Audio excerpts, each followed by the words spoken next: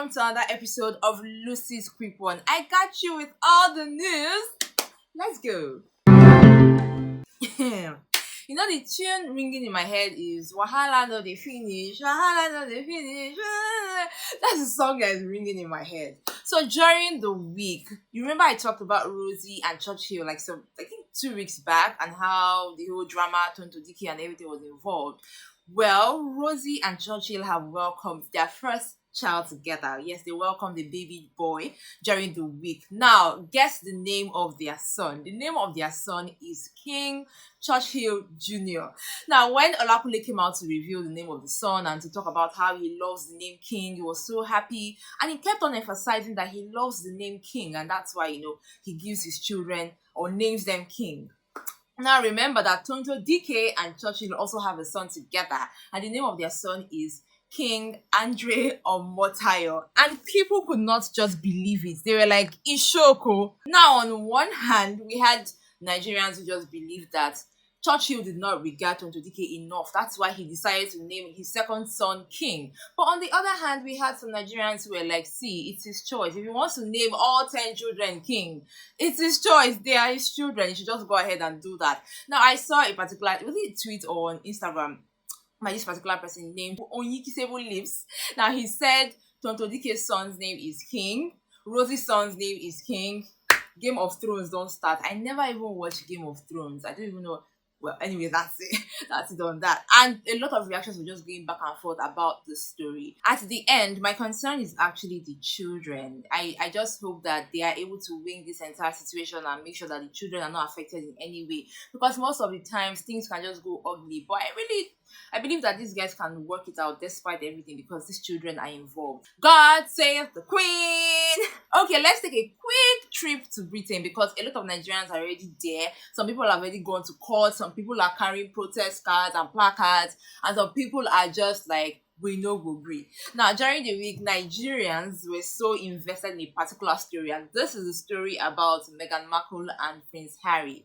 Now, these guys, Meghan and Harry, I would say the Duke and Duchess of Sussex, they had an interview with Oprah about how leaving Buckingham Palace felt and how the royals treated them in a certain way. Take a look. That's the sad irony of the last 4 years, is I've advocated for so long for women to use their voice, and then I was silent. Were you silent or were you silenced? The latter. For me, I'm just really relieved and happy to be sitting here talking to you with my wife by my side. Because I can't begin to imagine what it must have been like for her going through this process by herself all those years ago. Because it has been unbelievably tough for the two of us, but at least we had each other. Immediately after this interview, Nigerians started their reaction. When Meghan and Harry got married, a lot of Nigerians watched, even I watched, because I felt like I and Meghan were related in one way or the other. That's by the way. So one of the reactions we got was from Juliet Ibrahim, who came out on Monday and said her man crush Monday is Harry, and that's because he stood up for his wife and he was like, nobody's coming near my wife. Now, we also had former Big Brother Africa housemate Uti. He came out and he said that, all people applauding Harry and saying, yes, Harry did a good thing. If the roles were turned and it was their brother or their son that left the family for a woman, they would not have it. Then before we knew it, Peter Okoye was trending. That's after a lady came out and she was praising Harry and saying that no Igbo man has ever done this, and she thinks that no Igbo man will ever do this for his woman. Where people were like, all of sister, what happened to Peter Okoye? And the conversations were just going back and forth. Well, when it comes to the British family, I know for those who have been around me for a while, I've been invested in this whole story about the Queen and what goes on in Buckingham Palace.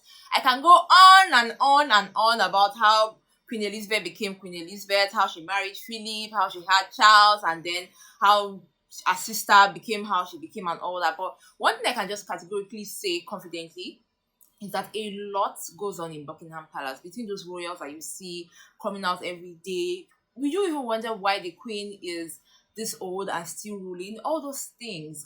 It's just a whole lot. And to be honest, because of how secretive they are, a lot of things are not in the open, but people can understand one or two things from the interview that Harry and Meghan had.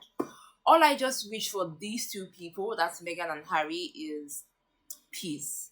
Because I know after this interview, a lot of things have come out. The Queen has made a statement. Prince William has made a statement saying the British family is not racist and all that. And I feel that the reason Nigerians are involved in this whole thing is because they feel connected to this family. Like I said, I wish Meghan and Harry the very best. They're expecting a baby soon, and now it's going to be a baby girl.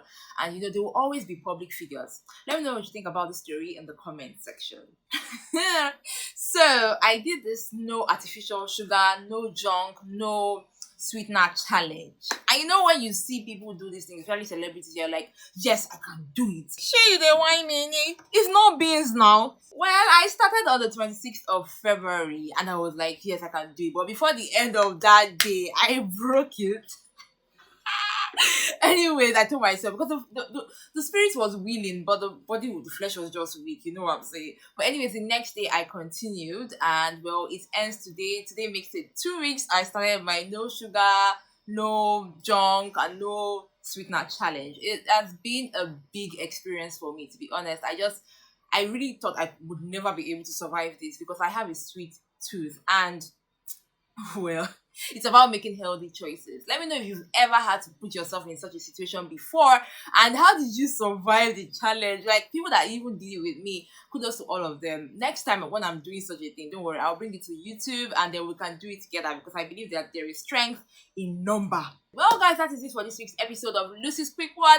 I got you with more news next week Friday. Do not forget to subscribe and of course comment on any of the stories I have shared today.